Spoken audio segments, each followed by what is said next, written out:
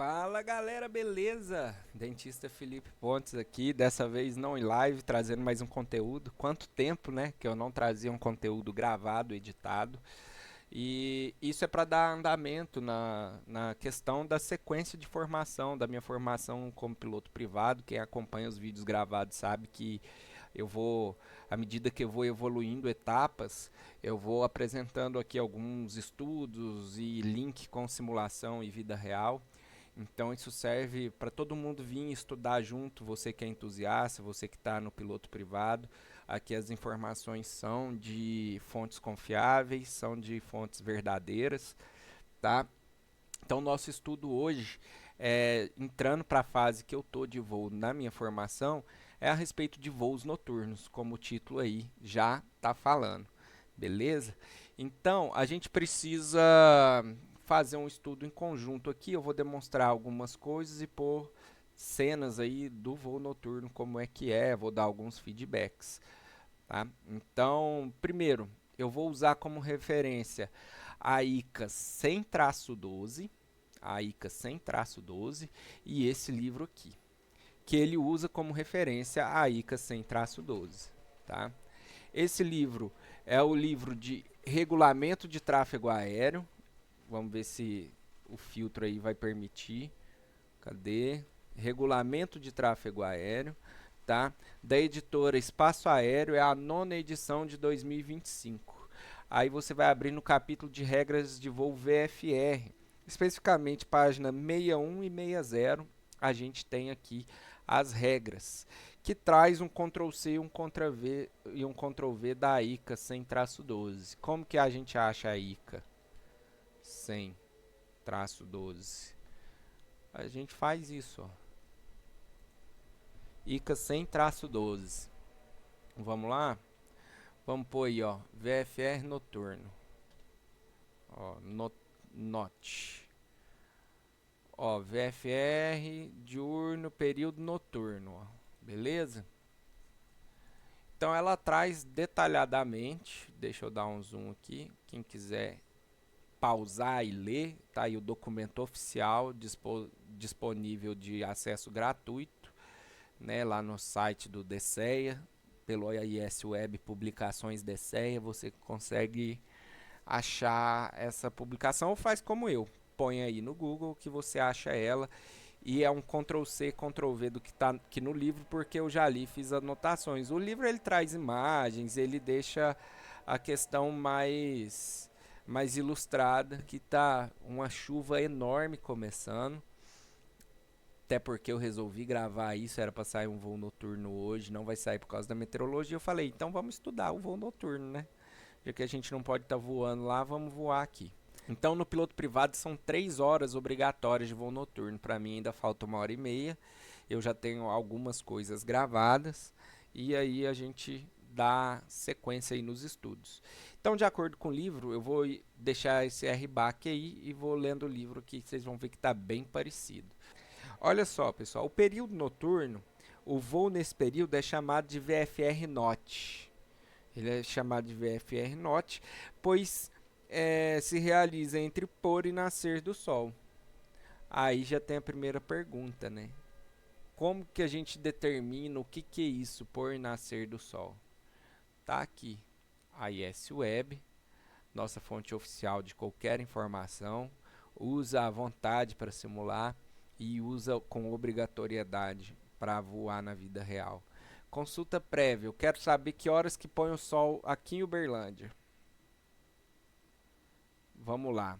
9h14 nasce o sol, tá na cara aqui, ó. Nascer barra pôr do sol, tem até tá desenhado aí. Beleza? E pôr do sol às 21h30. Lembrem-se, isso é horário Zulu. Zuluzes. Então 21h30 Zulu, a gente tem o pôr do sol. E o voo noturno se encontra a partir desse horário. Ah, é quando escureceu. Não, é quando tá ali, 21h30. Deu 21h30, ou seja, 18h30 local aqui de Uberlândia, 18h30 local, já é considerado noturno, mesmo não estando com totalmente escuro. Vai ter luz do dia nessa hora. aquele, o pessoal chama de penumbra, né? Mas eu acho que o correto, vocês deixem no comentário, acho que é lusco-fusco, alguma coisa assim. Então deixem aí no comentário qual que é o certo para falar. E aí às 21h30 ainda vai ter luz do dia. Geralmente a gente sai bem perto para voar desse horário para aproveitar um pouco de luz de dia. Que mesmo assim, por estar dentro do horário, vai estar valendo, vai estar dentro do regulamento, já é considerado voo noturno. E como que eu faço para saber o local aqui, né? Aquela questão de fuso horário. Mas se você não lembrar, aqui explica para vocês no Rotaero, ó. Uberlândia, Minas Gerais, Aeródromo Público, AENA Brasil, administradora, né? É UTC-3. Então, 21h30, Zulu, local vai ser 21-3, que é 18, certo? Ah, mas eu não sou de Uberlândia, você só dá exemplo de Uberlândia, tudo bem. Vamos pôr aqui Eduardo Gomes, lá longe, longe da minha casa. Carregou aí, nascer pôr do sol, 10h05. Pôr do sol 22h13, Zulu. Eduardo Gomes, aqui ó, UTC-4. Manaus é no outro fuso horário, né? O horário local lá não considera Brasília. UTC-4, 22-4 e 18. Então às 6h13. Tá? Mesmo a gente fazendo equivalência de horário, lá o sol está se pondo alguns minutinhos mais cedo do que aqui em Uberlândia. Beleza? Ah, eu quero saber, não sei, vamos de um aeroporto aqui da região do Sudeste, Guarulhos. Vamos lá. Vamos ver se tem muita diferença de Uberlândia. 24, a Uberlândia ainda o sol se põe 6 minutos mais tarde ainda, ó. Beleza? E aí, ó, tá no mesmo fuso horário, -3, certo? Então, há diferenças regionais, mesmo aeroportos próximos. Um aeroporto muito próximo de Uberlândia é o de Goiânia. Vamos ver se tem diferença do pôr do sol de Goiânia para Uberlândia. 3 minutos de diferença, certo?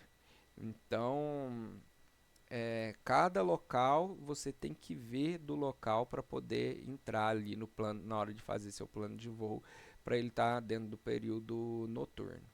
Tá? Então, essa é a primeira regra. VFR NOT, pôr e nascer do sol. Para ser considerado, tem que estar no pôr e nascer do sol. Aqui, há umas anotações que eu fiz. Eu gravei primeiro, só que o áudio estava mutado. Aí eu fiz 40 minutos de gravação e aí eu fui ver que estava mutado. Eu estou tendo que regravar, por isso que já está anotado, eu não apaguei. Então, o voo noturno ele tem que ser realizado entre o nascer e o pôr do sol. Já está explicado como que a gente descobre que horas que é o nascer e o pôr do sol. Certo? Além das condições citadas, para o período diurno, o piloto deverá possuir habilitação para voo IFR e a aeronave deverá ser homologada para voo IFR. Então, para você voar à noite, voo visual, o piloto tem que ser habilitado IFR e a aeronave homologada IFR. Se a pergunta vir só assim na ANAC, essa é a resposta, tá? E o avião obrigatoriamente tem que ter um equipamento de rádio para comunicação VHF, certo? E aí a gente tem outra situação. O aeródromo de partida, chegada e alternado tem que ter balizamento luminoso, farol de aeródromo. O que é o farol de aeródromo? Aquela beacon de aeródromo verde e amarela, que fica verde e branca, né? Fica rodando verde e branca. Vou ver se eu filmo ela e ponho aqui para vocês. Tá? Ela fica bem na frente do aeroclube lá. E a biruta iluminada. Vou pôr uma foto de uma biruta iluminada aí. A gente vai ver isso aqui no simulador também. Ou a biruta iluminada ou ATS, órgão ATS em operação. Isso é ou um ou outro. Então não precisa ser os dois, mas geralmente tem os dois. Tá? Isso está assim no documento e isso está assim no livro. Indicador de vento iluminado, ou seja, biruta iluminada, ou órgão ATS em operação. Tá? Ou um ou outro. Então, ó, existe uma exceção para a regra de piloto habilitado IFR e a aeronave homologada IFR. Essa exceção é justamente o que eu vou falar aqui agora. Ó. Quando o voo noturno for realizado inteiramente em ATZ, CTR ou TMA, incluindo as projeções de seus limites laterais. Então vocês lembram, né? Aqui, ó, vamos desenhar aqui. Eu preciso que vocês lembrem do seguinte. Ó, ATZ, certo? ATZ é a zona de controle de aeródromo aqui, a zona de tráfego de aeródromo, certo? Depois da ATZ a gente vai ter a CTR e depois da CTR a gente vai ter aqui a terminal, tá? Então a gente tem esses espaços aéreos. Se o voo ocorrer dentro desses espaços aéreos, a gente, beleza, é uma exceção, né? E tem FIR, tá? Que a FIR seria o centro, tá aí para fora a FIR. Vamos tirar aqui assim um pouquinho, ó, e vamos por FIR. Então, o que eu quero que vocês entendam é isso. O livro ele traz, quando o voo VFR noturno for realizado inteiramente dentro desses espaços, incluindo projeções de seus limites laterais, ou seja, o que seria a projeção do limite lateral? Seria aqui, ó, essa região aqui, entendeu? Projeção do limite lateral. Ou ainda na inexistência desses espaços aéreos, ou seja, não tem isso daqui. Não tem isso daqui. Mas o voo for realizado dentro da FIR, dentro do centro, dentro de um raio de 50 milhas, de 50 quilômetros, perdão, dentro de um raio de 50 quilômetros, isso aqui, ó, tá? Ou 27 milhas do aeródromo de partida,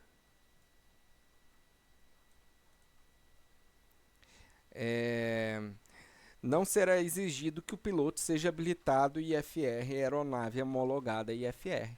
Então, não é exigido que o piloto tenha IFR e a aeronave também, se o voo acontecer dentro de um raio de 50 km ou 27 milhas do aeródromo de partida, tá? Ou seja, isso é basicamente considerado um voo local. Se for um voo local e o aeródromo atingir os requisitos para voo noturno, top, pode acontecer.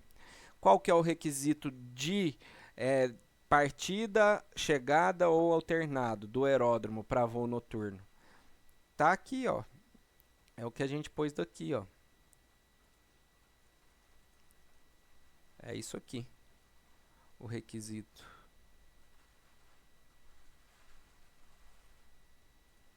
O que é esse requisito? Ter balizamento luminoso, ter farol de aeródromo, biruta iluminada ou ATS em operação, certo? Então pode ocorrer se o voo for dentro de um raio de 50 km ou 27 milhas, beleza? E não será exigido que o piloto e a aeronave sejam homologados IFR, pois este voo é considerado voo local, foi justamente o que eu disse. E estão inclusas também a TZ-CTR e o TMA adjacente. Ou seja, se eu estou voando aqui, dentro desse raio aqui, de 50 milhas, sair do aeroporto de destino, de partida, e o meu aeroporto de destino convergir aqui, ou seja, está adjacente, eu posso voar daqui para cá, se isso obedecer à regra, né? Ou seja, eu afastei 50 quilômetros do meu aeroporto, mas eu já estou dentro de um raio do aeroporto de destino que também tem balizamento noturno, eu já estou dentro do raio dele, eu posso ir para ele, tá? Chegada, e assim também para o alternativo. Entenderam mais ou menos essa dinâmica? Beleza? Então vamos dar sequência. E o voo em rota? Existe uma regra de navegação, tá aí o aviãozinho para nós, tá? Para a gente fazer o voo noturno em rota, a separação vertical do ponto mais alto do terreno deve ser de 300 metros ou 1.000 pés. Se eu estou voando em Uberlândia, aqui é 3.100 a altitude do terreno, eu tenho que voar no mínimo a 4.100, né, 1.000 pés. Mas tem um prédio de 200 pés. Então, vai estar 3.300. Eu tenho que voar a 4.300, certo?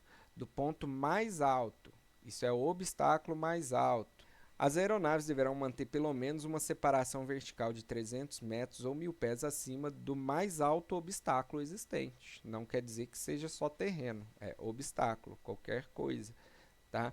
Dentro de uma faixa de 8 km ou 5 milhas para cada lado do eixo da rota pretendida. Ou seja, é o que eu coloquei aqui para vocês, ó. A rota pretendida, o avião está passando aqui no meio dela, ó. Então, para qualquer lado que eu for aqui, se minha rota for essa, eu tenho que considerar 5 milhas para cada lado, ou 8 km de distância, livre desses obstáculos, 1.000 pés acima, para cada lado, durante toda essa trajetória que eu fiz aqui. E aí tem outra coisa. Em áreas montanhosas, a menos de 600 metros ou 2.000 pés, ou seja, essa distância dobra em áreas montanhosas, acima do mais alto obstáculo existente dentro da referida faixa. Considera-se área montanhosa aquela cujo perfil do terreno sofra modificações que excedam 3.000 pés, dentro de um raio de 10 milhas. É o que está aqui, ó. A gente tem exceção da regra. Se em áreas montanhosas, esse negócio de 1.000 pés sobre o terreno, above ground level, sobe para 2.000 pés above ground level, ou seja, 600 metros. E o que é área montanhosa? É uma área que o perfil do terreno varia 3.000 pés de elevação dentro de um raio de 10 milhas. Então, o terreno tem esse perfil variando 3.000 metros de elevação, 3.000 pés de elevação dentro de um raio de 10 milhas, certo? E aqui eu pus esse exemplo que é o seguinte: a gente está num local montanhoso que o ponto mais alto é 1.000 pés, então teria que voar a 3.000 pés. Certo? Ah, mas lá no ponto mais alto tem uma antena de 500 pés, alta antena, grande essa antena, né? Então a gente tem que voar a 3.500 pés dessa região, beleza? Isso considerando toda a altitude. Se fosse em altura, que seria 2.000 pés ou então 2.500 pés de altura, tá? Aqui eu puxei lá do nível do mar, ó, do zero. Então não confundam isso. E aqui a área montanhosa. Beleza? Pessoal, a questão do voo noturno, quando a gente dá essa parte do pôr do sol, voa-se muito no dia, por aproveitar a luz do dia, justamente porque quando está escuro, cara, fica um breu. Eu vou pôr um vídeo passando aqui. Fica um breu. Você basicamente vai se situar por luz de cidade, de rodovia. Você não enxerga nada, é um breu, é um escurão, certo? E na hora de pousar, o que vai te ajudar é o balizamento noturno da pista, que fica iluminando a trajetória da pista, os limites laterais dela, né? Então, esse balizamento ele ajuda muito por isso, porque na hora que você vem arredondar para o pouso, a sua visão periférica aqui vai medir a luz para saber onde que está o chão, porque você não consegue enxergar de forma nenhuma o chão. Quando o farol do avião ilumina o chão, você já tem que estar arredondando. Porque é assim, e os primeiros pousos com 100% escuro é catrapo, porque você não tem essa noção de profundidade para arredondar. Em Uberlândia é muito tranquilo esse pouso noturno quando é na cabeceira 04 e está 100% escuro, porque o pátio está para frente da cabeceira 04, aí ela fica iluminada com a luz do pátio, então você vê a pista de longe, tá? Agora quando pousa na 22, que é lá do outro lado, é um breuzão, você só vê o balizamento noturno e aí fica mais difícil, beleza? Isso no caso de Uberlândia. Agora você vai para outro aeroporto com balizamento noturno, se não tiver pátio, cara, você só tem as luzes laterais, sua visão periférica dessas luzinhas chegando, para tentar amaciar o pouso. Geralmente é uns catrapinhos à noite, tá? E aí o que acontece? Olha isso aqui. Tá vermelho assim o painel, porque a luz vermelha geralmente é a única luz que não faz você ter a alteração da percepção de profundidade no período noturno. Então, muitos aviões têm essa luz interna vermelha para voar à noite, justamente porque a luz vermelha não vai te tirar a noção de profundidade. Lógico, tem luz amarela, azul, branca, clara, existem luz de todas as cores dentro de avião. Ah, porque no avião que eu vou aqui é LED. Tudo bem, tudo bem. Eu só falo que é comum ver luz vermelha, isso não é uma regra, porque a luz vermelha não altera a sua noção de profundidade. Então, quando você vê que um avião tem isso, é porque já foi preocupado, já pensou nessa questão, tá? E aí, a luz interna de cabine tem essa curiosidade aí, certinho? Então, galera, vamos para a prática no simulador para vocês verem como que é essa questão do voo noturno. Eu vou tentar pôr aqui no simulador o dia se pondo bem na transição para a gente voar, pegar e ver, fora as imagens da vida real que eu já passei para vocês. Então, gente, estamos aqui no simulador, um cenário eu coloquei bem à noite para vocês verem a questão do farol de aeródromo, que é a beacon, né? A beacon do aeroporto. Então, é mais ou menos aqui mesmo que fica desse jeito aqui na vida real. Vou tentar trazer para vocês, só que a diferença, em vez dela piscar intermitente igual tá ali, vamos tentar chegar lá. Ela fica girando.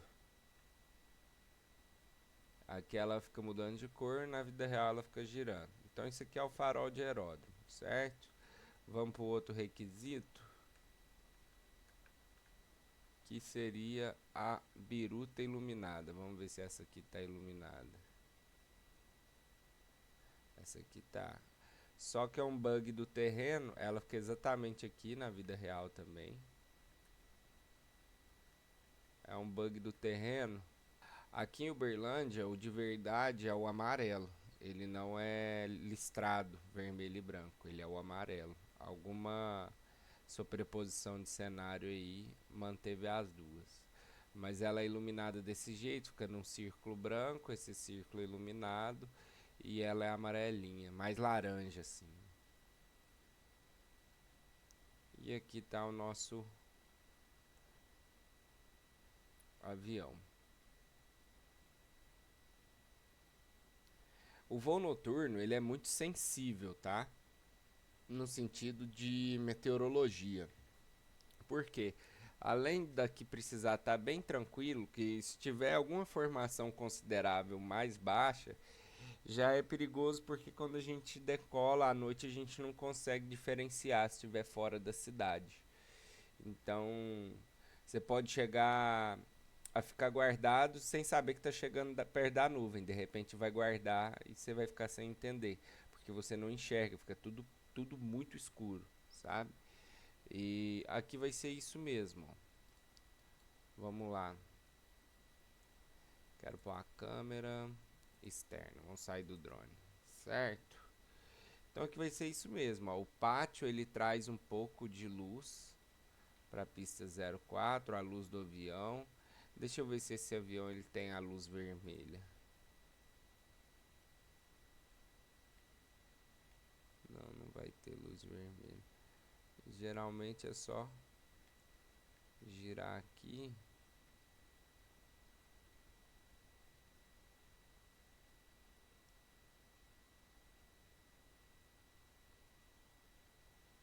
Eu gosto de deixar ela bem baixinha assim. Então beleza.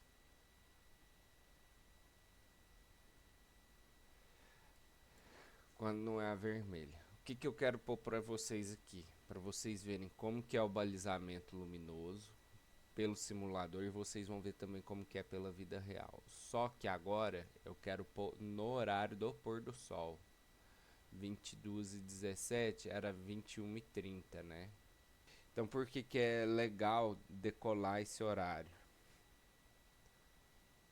Justamente para a gente aproveitar essa última luz do dia.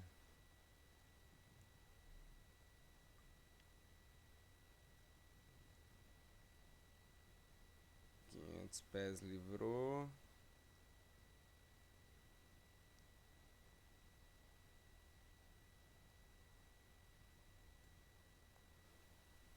Linha de travessa definida. E é desse jeito aqui, pessoal, ó. Vamos fazer a perna do vento. Bom, então eu vou pôr a imagem ainda a gente nesse horário, fazendo essa etapa do voo aqui, mais ali virando pro parque. Pra vocês verem que é isso aí, ó. É bem isso mesmo, o visualzão, tá? Agora vamos colocar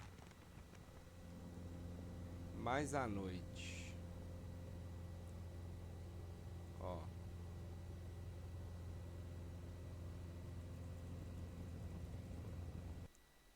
Como que vai mudando. E agora eu quero pôr bem escurão mesmo. Fechou? Olha como que a pista lá já tá bem escura. Você só vê um breu mesmo na região do aeroporto. E geralmente quando você está na final, o aeroporto, por economia de energia, a torre vai e liga o balizamento da pista. Tá? E aí você fica por referência da cidade e de pista. Ó, se eu quisesse para Uberaba, eu tinha que seguir essa rodovia aqui, certo?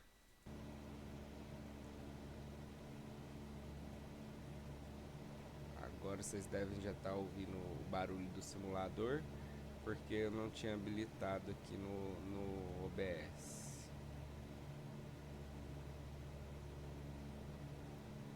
Então, olha lá, já começou a aparecer o balizamento luminoso. A gente gira a base aqui.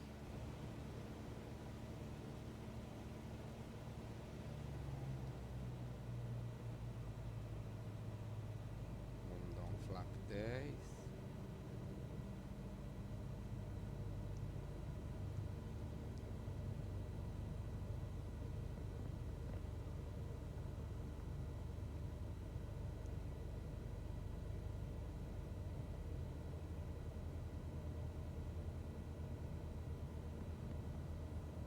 Quero que vocês vejam a questão da noção de profundidade.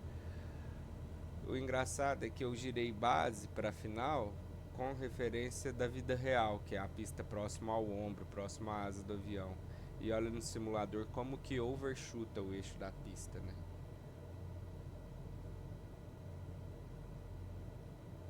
Se eu giro base antes na vida real, eu chego bem antes na pista.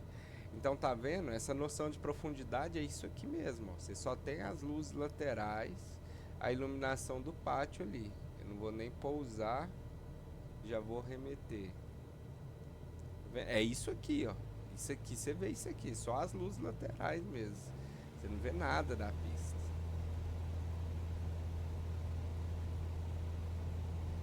Ah, mas e o eixo da pista? Como que você vai seguir ele? Manter o eixo na decolagem. Você pode ir checando olhando para trás, se você conseguir ver alguma coisa, né? Da parte luminosa lá, a pista lá.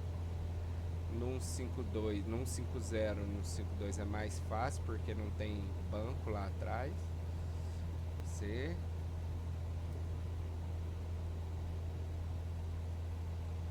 não enxerga muita coisa. É um breuzão. E é a cidade sua referência. Aí agora eu vou colocar um pedaço do vídeo que é o seguinte. Teve uma hora que chegou muito avião de linha aérea, era melhor do que a gente ficar fazendo 360 aqui em cima, era melhor a gente sobrevoar Araguari. Aí a gente fez exatamente isso para sair do eixo da pista. Ficamos num breuzão assim. É isso o breu que eu tô falando, tá vendo? Você não viu o que é solo, o que é céu. Você não consegue diferenciar. Aí o que a gente fez? Tinha cidade já no visual e a rodovia ali. Aí a gente solicitou para o controle sobrevoo em Araguari. Ele autorizou e aí a gente foi. Então você põe a cidade na proa, ó.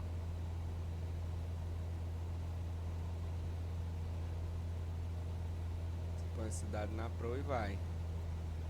E aí o que eu quero que vocês vejam é isso. Ó como que é fácil desorientar e por que que tem esse regulamento que preocupa tanto com o quanto que a gente está afastando do aeródromo, né? Justamente por essa questão de ser difícil você ter uma orientação noturna. Se não tiver muita cidade, se não tiver rodovia, é bem difícil. Precisa de iluminação no solo para você não entrar em desorientação espacial, tá? Então é aquele negócio de um raio de 50 quilômetros ou 27 milhas do aeroporto de decolagem, né? Que é o tal do voo local. Justamente porque tem essa preocupação, tá? A outra pista, que seria o alternado, que teria que estar tudo bem com a meteorologia lá também, seria Uberaba, que seria seguindo para lá, ó. E aí, por que que dá para ir para Uberaba? Ela é mais de 27 milhas, ela é mais de 50 quilômetros. Porque lá em Uberaba também é outra terminal e a pista lá cumpre todos os requisitos. Então, origem, destino e alternado. Tem que ter todos os requisitos, tá? Quando o voo é de instrução aqui, origem e destino é Uberlândia. Então é o voo local mesmo. Só que o alternado precisa ser Uberaba porque é dentro de terminal, é o único lugar que dá para ir navegando, porque é de uma terminal para outra e lá cumpre também todos os requisitos.